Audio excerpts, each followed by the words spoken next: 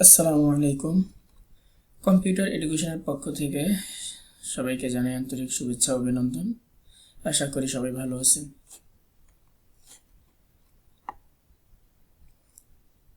আজকে আমরা শুরু করব এমএস ওয়ার্ডের 4th নাম্বার ক্লাস।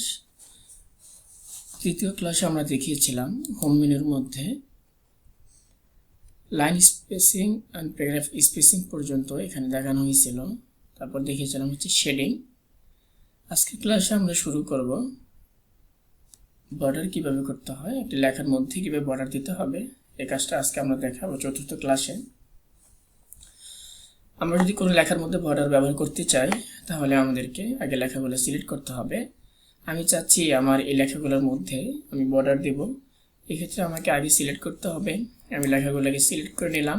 আমার যতটুকু প্রয়োজন আমরা অতটুকু সিলেক্ট করে নিব। সিলেক্ট করার পরে আমরা যাব এখানে বর্ডারের মধ্যে এখানে প্রথমে লেখা আছে বটম বর্ডার। বটম বর্ডার মানে আমরা বুঝি নিচে। আমি যদি চাই আমি যতটুকু সিলেক্ট করছি তার নিচে একটা বর্ডার আসবে, তো আমরা এখানে বটম বর্ডারে ক্লিক করব। তাহলে আমরা দেখতে পারতেছি আমাদের নিচে একটা বর্ডার চলে আসছে। এখান থেকে যদি আমরা উপরে বর্ডার দিতে চাই, টপের মধ্যে বর্ডার দিতে চাই, তাহলে এখান থেকে আমরা টপ বর্ডারে ক্লিক করব। যদি এখান থেকে আমরা লেফটে ব্যবহার করতে চাই তাহলে আমরা এখান থেকে লেফট বর্ডারে ব্যবহার করব।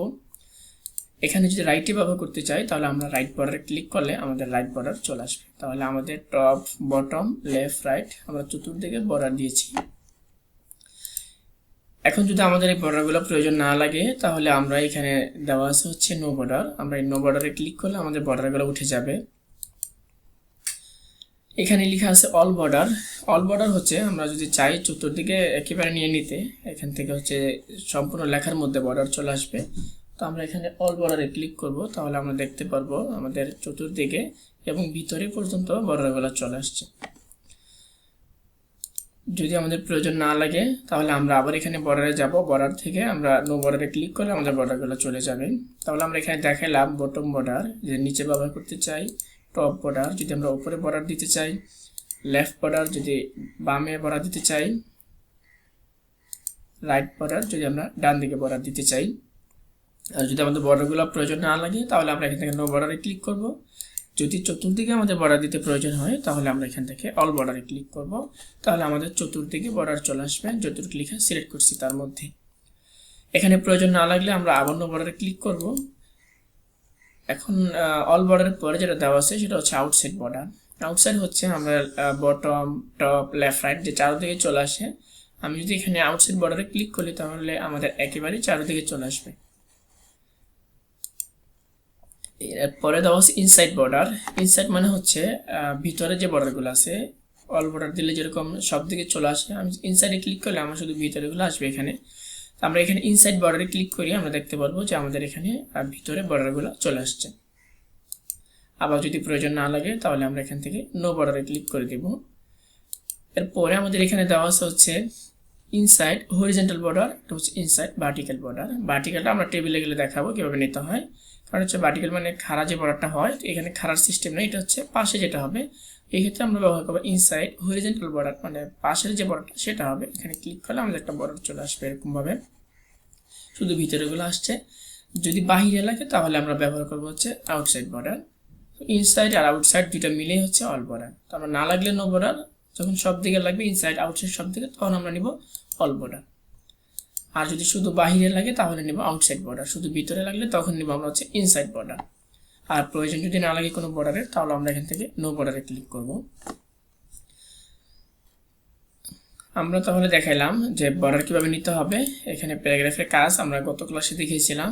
এখন আমরা বাকি কাজটা যেটা বাকি ছিল বর্ডারের কাজটা সেটা আমরা দেখাইছিলাম। এখানে কিছু স্টাইল লেখা আছে।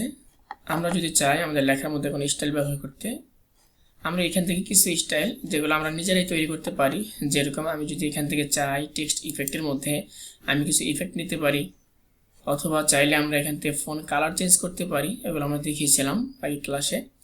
এইভাবে আমরা চাইলে বিভিন্ন ডিজাইন করে নিতে পারি। এরকম কিছু ডিজাইন বা এরকম কিছু ফরম্যাট, ফন্ট সাইজ সব কিছু মিলিয়ে আমার এখানে কিছু ডিজাইন তৈরি করা আছে, স্টাইল তৈরি করা আছে। আমরা এখান থেকে নর্মালি যেটা দেওয়া আছে এটা নর্মাল থাকবে। তারপর হচ্ছে নো স্পেসিং, ফাঁকাগুলো একটু কম থাকবে। হেডিং 1 একটু বড় থাকবে, হেডিং 2 আরেকটু ছোটো হবে। তো প্রত্যেকটা এইভাবে দেওয়া আছে। টাইটেল মানে সবচেয়ে বড় হবে। তো তো এইভাবে আমরা প্রত্যেকটার মধ্যে এখানে ড্রপ ডাউনে ক্লিক করে আরও কিছু অপশন পাবো আমরা, যেমন এখানে কালারিং দেওয়া আছে, এখানে আন্ডারলাইন সহ কালারিং দেওয়া আছে। তো বিভিন্ন স্টাইলের আমরা লেখা খুঁজে পাবো, সাবটাইটেল বিভিন্ন স্টাইল আছে। এখান থেকে আমাদের কোনো স্টাইল প্রয়োজন হলে আমরা এখান থেকে ব্যবহার করতে পারি। আর যদি প্রয়োজন না লাগে তাহলে আমরা নর্মালি ওইখান থেকে করে নিব আমাদের মতো করে, ফোন কালার ইত্যাদি সাজিয়ে। যদি আমাদের এখান থেকে প্রয়োজন হয় এখান থেকে নিব।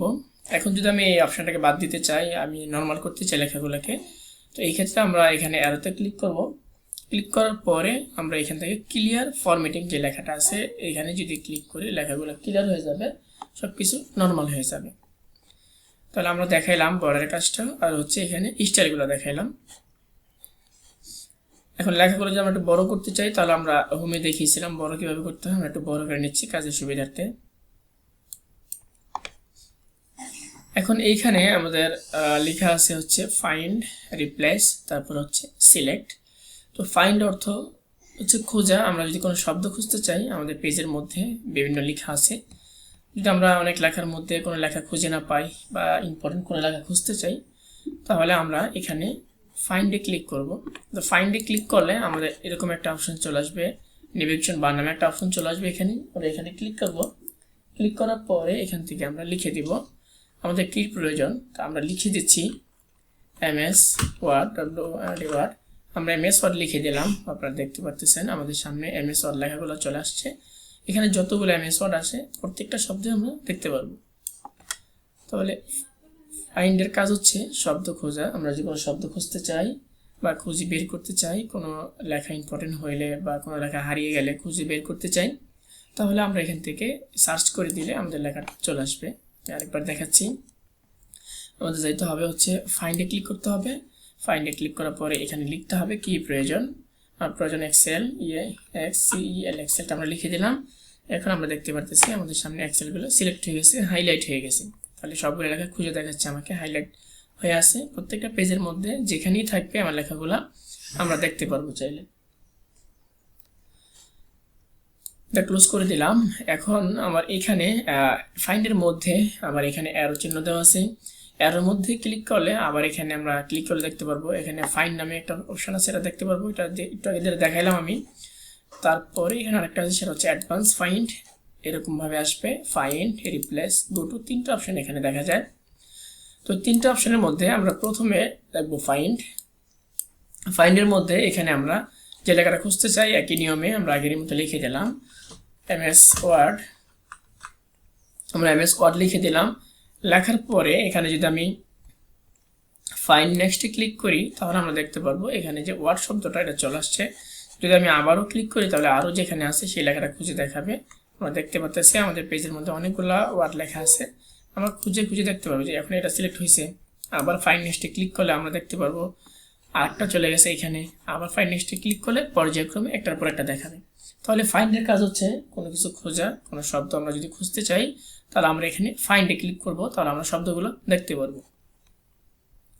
এখন আমি চাচ্ছি এখানে যে আমরা ওয়ার্ড শব্দগুলো লিখেছি, MS ওয়ার্ড লেখাগুলো আছে, এটাকে আমরা চেঞ্জ করতে চাই, রিপ্লেস করতে চাই বা পরিবর্তন করতে চাই। তাহলে আমরা ফাইন্ডে কোনো শব্দ খুঁজলাম, যদি শব্দটাকে পরিবর্তন করতে চাই তাহলে আমাকে রিপ্লেসে দিতে হবে। কারণ আমরা অনেক সময় দেখা যায় লেখা ভুলে লিখেছি, এখন পরিবর্তন করতে হবে, তো সবগুলো লেখা একসাথে চেঞ্জ করতে সময় লাগবে। আমরা এই অপশনের মাধ্যমে যদি সহজে চেঞ্জ করতে চাই তাহলে আমরা এই রিপ্লেসে আসবো। ফাইন্ডে খুঁজে রিপ্লেসে আসার পরে এখানে লেখা আছে ফাইন্ড হোয়াট। তো ফাইন্ড হোয়াটের পরে লেখা আছে রিপ্লেস উইথ। তো প্রথমে এখানে আমি লিখবো, খুঁজবো, তারপরে এখানে রিপ্লেস উইথ, এখানে কি দ্বারা পরিবর্তন করতে চাই আমরা সেটা লিখতে হবে। তো আমি লিখে দিলাম হচ্ছে MS পাওয়ারপয়েন্ট লিখে দিই আমি। আমরা এখানে দেখতে পাচ্ছি অলরেডি একবার পাওয়ারপয়েন্ট লেখা আছে, তো আমি চাচ্ছি MS ওয়ার্ডটাকে পাওয়ারপয়েন্ট বানাবো। তাহলে আমরা এখানে MS ওয়ার্ডে লেখার পরে সিলেক্ট করার পরে এখানে আমরা রিপ্লেসে ক্লিক করে দিব। MS ওয়ার্ড লিখেছি, খুঁজেছি, আর রিপ্লেস দিয়ে এটাকে আমি চেঞ্জ করতে চাই, তাহলে MS ওয়ার্ডের পরিবর্তে আমাদের হবে হচ্ছে MS পাওয়ারপয়েন্ট। এখন আমি যদি এখানে রিপ্লেসে ক্লিক করি আমরা দেখতে পারতেছি MS পাওয়ারপয়েন্ট যে লেখাটা ছিল এটা পরিবর্তন হয়ে গেছে। যদি ভালো করে দেখাই একটু, প্রথমে আমরা ফাইন্ড নেক্সটে খুঁজতে পারবো লেখাটাকে, তারপরে যদি আমরা এখানে রিপ্লেসে ক্লিক করি আমরা দেখতে পারবো যে আমাদের লেখাটা পরিবর্তন হয়ে যাবে।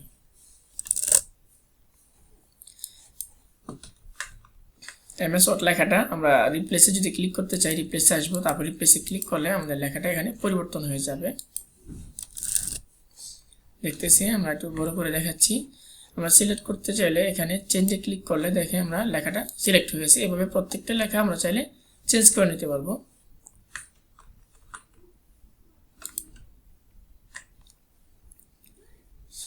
তাহলে আমরা দেখিয়েছিলাম প্রথমে ফাইন্ডে যাব, ফাইন্ড থেকে আমরা লেখাটাকে খুঁজে নিলাম, এখানে আমরা লিখে দেব যে লেখা আমাদের প্রয়োজন, আমরা ওটা লিখে দেব। আমি লিখেছিলাম এমএস ওয়ার্ড, তো এমএস ওয়ার্ড লেখাটা আমি আগে খুঁজবো, ফাইন্ড নেক্সটে ক্লিক করে।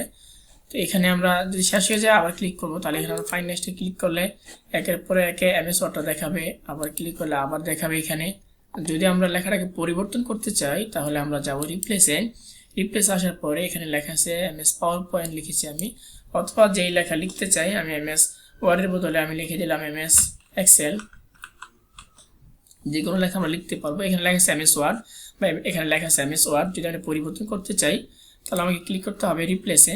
আমি যেখানে রিপ্লেসে ক্লিক করি তাহলে আমাদের এমএস ওয়ার্ড শব্দটা এমএস এক্সেল হয়ে যাবে।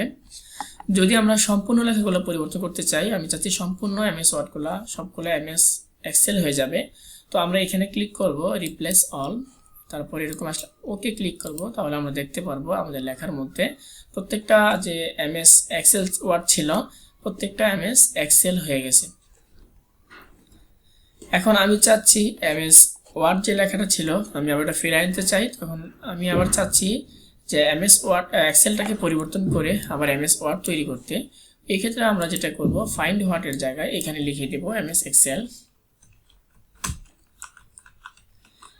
আমি এখন এক্সেল নামে খুঁজবো আর পরিবর্তন করব হচ্ছে আমরা এমএস ওয়ার্ড নামে, তাহলে আমরা এখানে লিখে দিব এমএস ওয়ার্ড।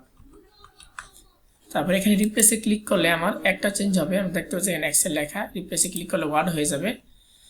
আমরা দেখতে পারতেছি এখানে ওয়ার্ড লেখা এমএস এক্সেল লেখা, চেঞ্জে ক্লিক করি তাহলে এমএস ওয়ার্ড হয়ে গেল।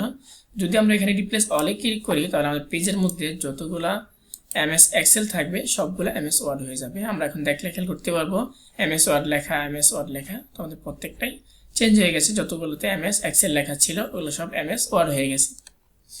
তাহলে আমরা ফাইন্ডের মাধ্যমে কোনো শব্দ চাইলে খুঁজতে পারবো আর রিপ্লেস আইসা সেই শব্দটাকে পরিবর্তন করতে পারবো। তারপরে আমাদের যেটা লেখা সেটা হচ্ছে গোটো। গোটো মানে হচ্ছে এখানে কোনো ইন্টার দ্য পেজ নাম্বার, মানে কোনো পেজ নাম্বারে যাওয়া। আমরা যদি কোনো পেজ নাম্বারে যাইতেছি এখান থেকে, আমার যে অনেকগুলো পেজ হয়, আমাদের এখানে 14টা পেজ আছে, আমাদের যে অনেকগুলো পেজ হয় বা বেশি পেজ হয় তাহলে আমাদের পেজগুলো খুঁজতে বা পেজে যাইতে নির্দিষ্ট পেজে সময় লাগতে পারে। এই জন্য আমরা যেটা করতে পারবো, এখানে গোটোতে আইসা আমরা এখানে সিলেক্ট করব, সিলেক্ট করার পরে এখানে লিখে দেবো। আমার যদি 1 নম্বর পেজ প্রয়োজন হয়, আমার 9 নম্বর আছে, আমি লিখে দেব 1 লিখে আমরা এখানে গোটো দিব, তাহলে দেখতে পারতেছি আমাদের 1 নম্বর পেজ এখানে চলে আসছে। এটা হচ্ছে আমাদের 1 নম্বর পেজ। যদি আমরা 10 নম্বর পেজে যাইতে চাই তাহলে আমরা এখানে 10 লিখব, 10 লিখে আমরা গোটো দিব, তাহলে আমরা 10 নম্বর পেজে চলে আসবো। আমরা দেখতে পারতেছি আমাদের পেজটা 10 নম্বরে চলে আসছে। যদি 14 নম্বর প্রয়োজন হয় তাহলে আমরা 14 নম্বর লিখে আমরা যদি এখানে গোটো দেই তাহলে 14 নম্বর পেজটা আমরা দেখতে পারবো। 14 নম্বর পেজটা আমাদের সামনে শো হয়ে গেছে। তো এভাবে চাইলে আমরা কোনো শব্দ খুঁজে সেটাকে পরিবর্তন করতে পারি, চাইলে ফাইন্ডে খুঁজতে পারি, রিপ্লেসে পরিবর্তন করতে পারি, আর গোটো দিয়ে আমরা নির্দিষ্ট একটা পেজ খুঁজতে পারি, দেখাইছি আমরা। এখন বাকি আছে এখানে আমাদের, তাহলে ফাইন্ড দেখালাম আমরা। তো আমরা ফাইন্ডে বলছিলাম, ফাইন্ডে ক্লিক করার পরে এখানে অ্যাডভান্স ফাইন্ডে ক্লিক করে আমাদের এখানে ফাইন্ড রিপ্লেস গোটো আসে, আমরা এটা শিখেছি। তো এখানে আবার রিপ্লেস আছে, ওই কাজটাই আবার এখানে দেওয়া, তো আমরা এটা শিখেছি যেহেতু এটাই এখানে আছে, আমরা আর করা লাগবে না এটা। তারপরে এখানে আবার এখান থেকে যদি আমরা ক্লিক করি ফাইন্ডের মধ্যে, এখানে গোটো লেখা আছে, এই গোটো আমার ওই কাজটাই হচ্ছে। তাহলে এখানে ফাইন্ড, রিপ্লেস, গোটো, তো এখানে আমার 3টা অপশান মূলত এখানে দেওয়া আছে, ভিতরে আছে, অথবা আমরা এখান থেকেও চাইলে করতে পারি। বাকি যেটা বাকি আছে সেটা হচ্ছে সিলেক্ট কিভাবে করতে হবে। নর্মালি আমরা কোনো লেখা সিলেক্ট করতে চাইলে আমরা লেফট বাটনে চাপ দিতে হয়, লেফট বাটনে চাপ দিয়ে বা ক্লিক করে আমাদের ধরে রাখতে হয়, ধরে টান দিতে হয় বা ড্র্যাগ করতে হয়, তাহলে আমাদের লেখাটা সিলেক্ট হয়। আর যদি আমি সম্পূর্ণ লেখাগুলো সিলেক্ট করতে চাই তাহলে আমরা কন্ট্রোল এ তে ক্লিক করব, তাহলে আমরা দেখতে পারবো আমার যতগুলো পেজ আসে সম্পূর্ণ লেখাগুলো সিলেক্ট হয়ে যায়। এই কাজটাই আমরা করতে পারি এখান থেকে সিলেক্ট থেকে আমরা এখানে ক্লিক করব সিলেক্ট অল, তাহলে আমাদের সম্পূর্ণ লেখাগুলো সিলেক্ট হয়ে যাবে। আসসালামু আলাইকুম ওয়া রাহমাতুল্লাহি ওয়া বারাকাতুহু।